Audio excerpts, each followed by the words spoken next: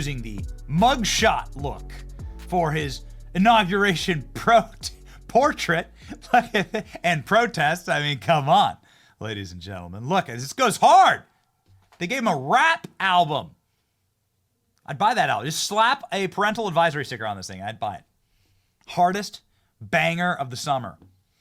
Everybody's saying, yo, I mean, it's just so awesome. There's so many good things happening. But beneath the surface, do you really think they're going to hand over the keys peacefully?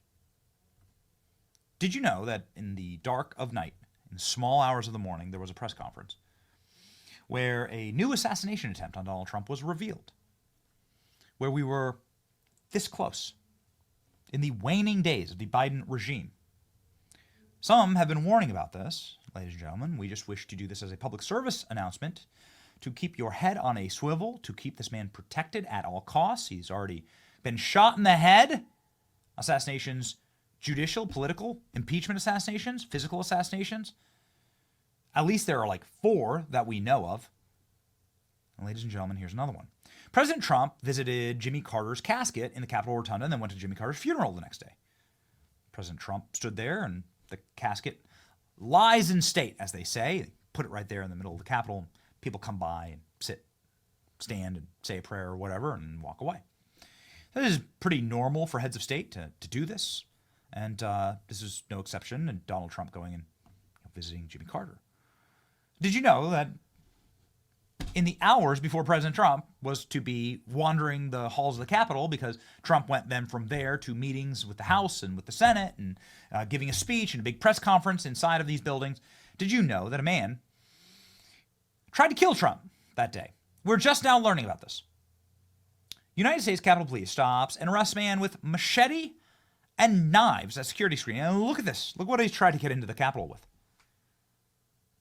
Those aren't small knives. I mean, first off, the machete that's like a 3-foot machete. So somebody was trying to sneak in. Now, here's what we've since learned, that this individual had on his mind that he was going to be stalking Trump inside of the Capitol.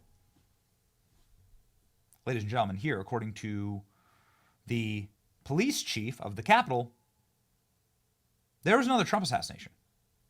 We're now just finding it out. The biggest threat, I think, for all of us remains the lone actor. Just in the past week, while President Carter was lying in state, we had 2 lone actors show up at the Capitol. One trying to bring in knives and a machete. Another one who was trying to, what I believe, to disrupt the proceedings by setting their car on fire down in the Peace Circle area. U.S. Capitol Police were able to interdict these folks before they had a chance to do any harm.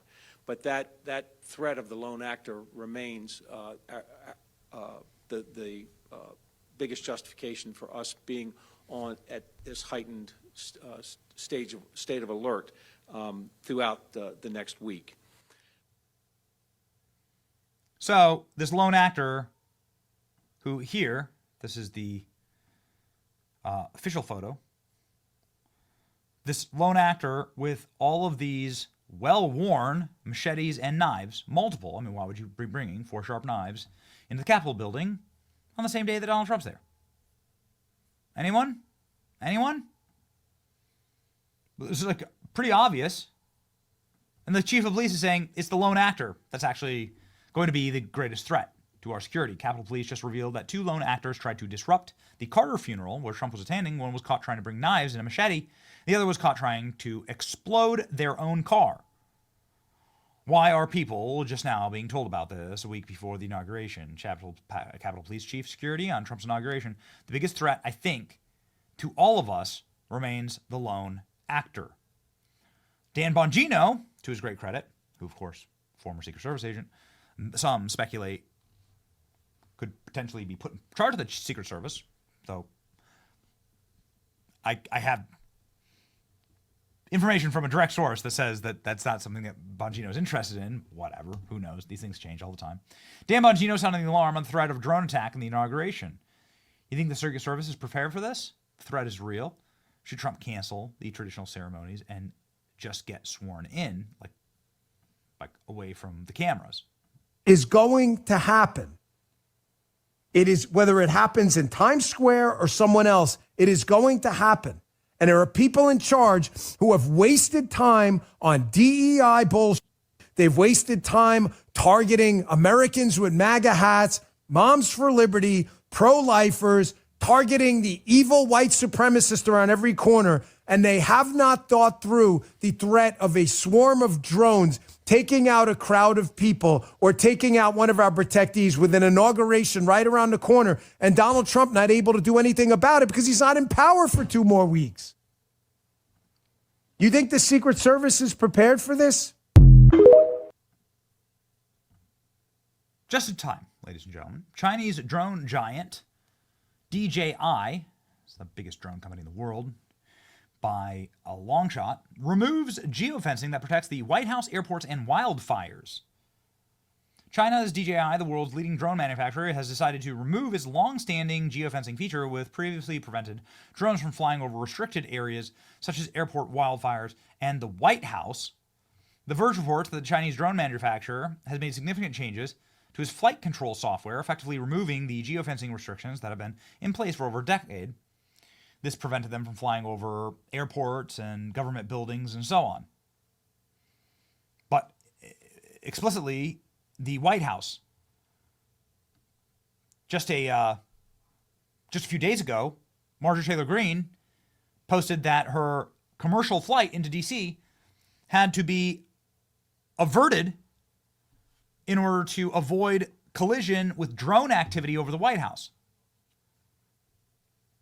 that she couldn't get an answer for. Why were there drones flying over the White House? Bongino's been warning about this for a very long time. Democrats, like Stacey Plaskett, Trump needs to be shot, stopped. She said it live on TV. They've been drumming this up for a very long time. Here's the car explosion response. It's a suspicious vehicle along the side of the road.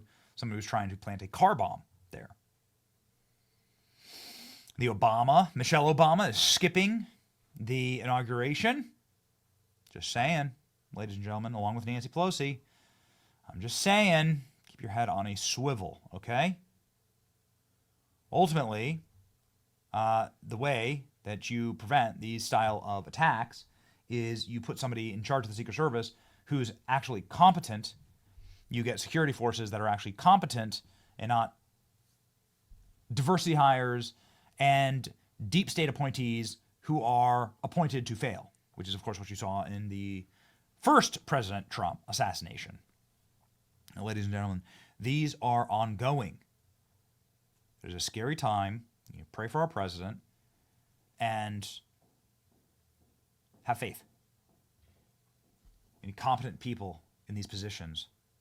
And right now, 4 days away from the inauguration, it's time to get very, very serious. What would stop a drone from hitting the inauguration? And what a great question. What would stop it? What were the drones over New Jersey? What was going on there? We still have gotten zero answers about that. What was actually happening in New Jersey with all those drones? Many are saying that this was a foreign government that was showing that they could put a drone anywhere at any time. And this was a message to President Trump. Do not F around. We'll see how this shakes out, ladies and gentlemen. Stay vigilant. It's your boy Benny. Like, share, and subscribe. The single fastest growing news channel. See ya.